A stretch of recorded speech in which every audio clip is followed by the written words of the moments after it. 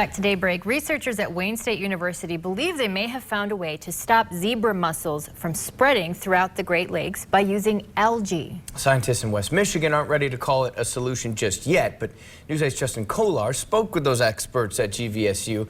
Justin, they're not convinced, but they do think this is a step towards stopping this invasive species. Yeah, that's right, Teresa and Casey. Scientists believe more than 300 trillion mussels now coat the bottoms of the Great Lakes. This most recent discovery is welcomed by scientists who have been looking for a way to stop or at least slow the spread of these invaders who have largely been left unchecked since the 1980s. And so because they're filter feeders, they're literally sucking the bioenergetic life out of Lake Michigan.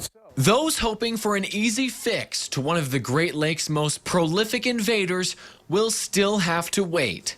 It's research, it's a discovery, and now the application takes time. Researchers at Wayne State University recently discovered a toxin released by dying algae called microcystin LR, which, when placed in direct contact, can be fatal to the mussels. And it turns out that it is potentially fatal to the villagers, in other words, the young juveniles from zebra and quagga mussels. Zebra mussels and their cousins, the quagga mussels, have completely upended the food web in the Great Lakes. Steinman explains unraveling that web won't be easy.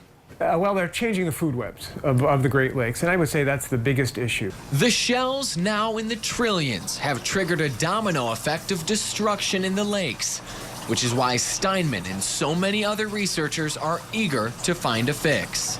I mean, it's basic research. It's a very interesting finding because, we did not know this until now. And so I give a lot of credit to Wayne State for finding this. But how it can eventually be scaled up and be applied in natural systems, we're a long way from that. Even if it means waiting for nature to run its course. They're just going to have to go through a natural cycle. Eventually, they're going to run out of calcium, sufficient calcium in Lake Michigan to grow new shells. Now, the problem here is the studies were all done in controlled environments, so basically introducing those young mussels directly to that toxin released by the algae.